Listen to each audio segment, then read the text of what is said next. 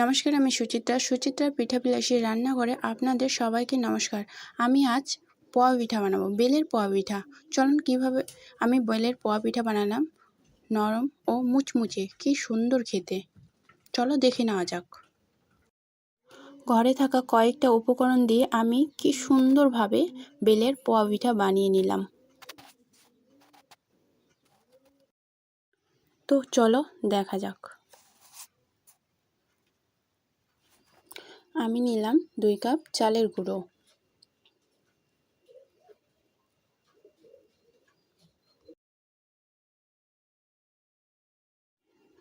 ওই কাপেরই 1 কাপ নিয়ে নিলাম জল। জলটাকে হালকা হালকা করে অল্প অল্প করে ঢেলে আটাটা মাখিয়ে নিচ্ছি।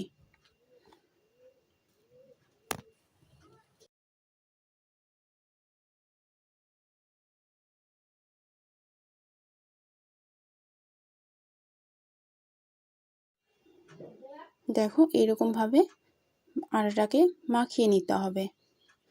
মাখানোর পরে আমি ওই কাপেরই 1 কাপ চিনি দিয়ে দিলাম।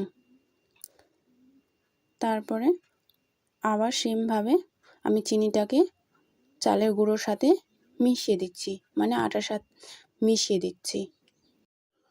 মাখানোর পর 15 মিনিটের জন্য আমি রেস্টে রেখে দিলাম। তারপর বেলটাকে ফাটিয়ে বেলের লাম্পসগুলো বার করে নিচ্ছি। বেলের লাম্পসগুলো বার করতে হবে, আর আঠালো টাইপের যে বিচিগুলো থাকে ওগুলোকে সাইডে বার করে ফেলে দিতে হবে। ওগুলো আমার এখানে কোনো প্রয়োজন নেই।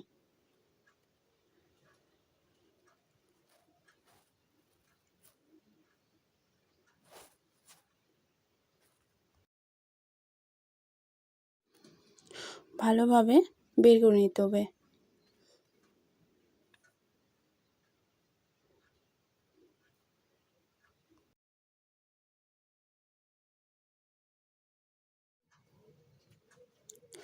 তো এখানে অনেকগুলো না থেকে যাচ্ছিলো, তার জন্য আমি চামচ দিয়ে ভালো করে বার করে নিচ্ছি। তোমরা চাইলে অন্য কিছু দিয়েও বার করতে পারো। তারপরে আমি হাত দিয়ে ভালোভাবে মাখিয়ে নিচ্ছি। ভালো করে মাখাতে হবে এই কারণে যে ওখানে যেন গোটা গোটা কোনো কিছু না থাকে, বা যদি দানাদার কোনো কিছু থেকে যায় তাহলে খুব একটা ভালো লাগবে না বা ভালো আসবে না। তার জন্যই আমি সম্পূর্ণটা মাখিয়ে নিচ্ছি। তো মাখানো কমপ্লিট হয়ে গেলে তারপর এখানে না ছাঁকুনি দিয়েও ছেঁকে নিতে পারো, বা কোনো নেট কাপড় দিয়েও মানে ছেঁকে নিতে পারো। তো আমার ছাঁকুনিতে ভালো করে আসছিল, মানে বার হচ্ছিল না লাম্পসগুলো, তার জন্য আমি এখানে নেট ব্যবহার করছি। যেভাবে সুবিধা হয় ঠিক সেভাবে বার করে নেবেন লাম্পসগুলো।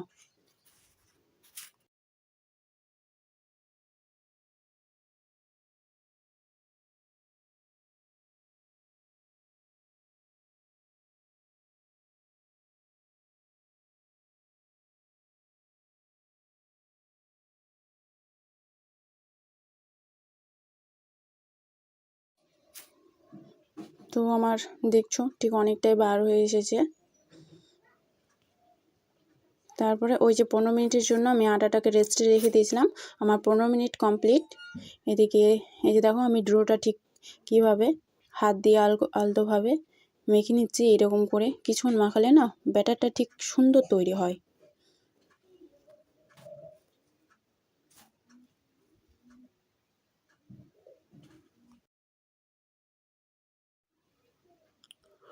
তো আমার আটাটা মাখানো হয়ে গেলে এরকম ঠিক তারের মতন লম্বা হয়ে আসবে।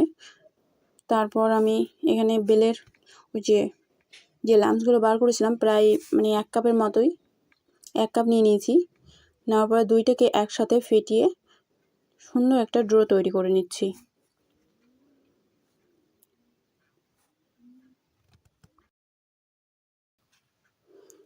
দেখো প্রায় আমার মাখানো কমপ্লিট। সরি, এখানে আরও 2টা জিনিস মেশাতে হচ্ছে, সেটা আমার ভিডিও ক্লিপ নেওয়া হয়নি। তো এখানে ওই কাপেই 1/2 কাপ দুধ মিশিয়ে নেবেন, আর হালকা একটু খাবার সোডা দিয়ে দিবেন।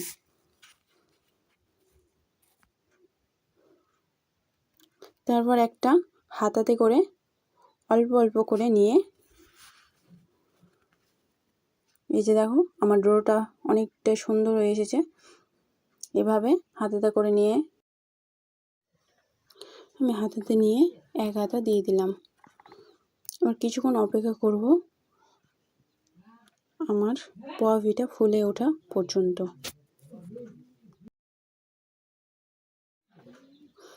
আমার এক পাশ হয়ে আসলেই আমার পোয়া পিঠাটাকে উল্টে ওপাশটাকেও ভেজে নিতে হবে। এই যে দেখো আমি কিভাবে উল্টিয়ে দিলাম।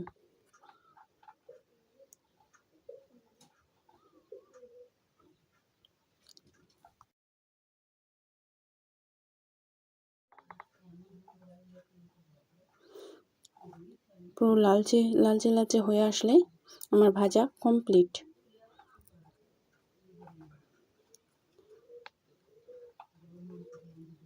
ছাঁকিয়ে উঠে নিলাম।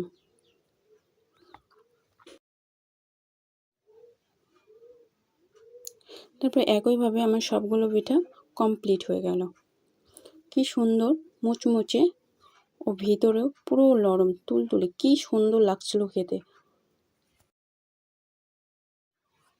আমার কি সুন্দর হয়েছে। আমার ভিডিওটা দেখে যদি ভালো লাগে অবশ্যই একটা সাবস্ক্রাইব, লাইক, কমেন্ট ও শেয়ার অবশ্যই করবেন। নমস্কার।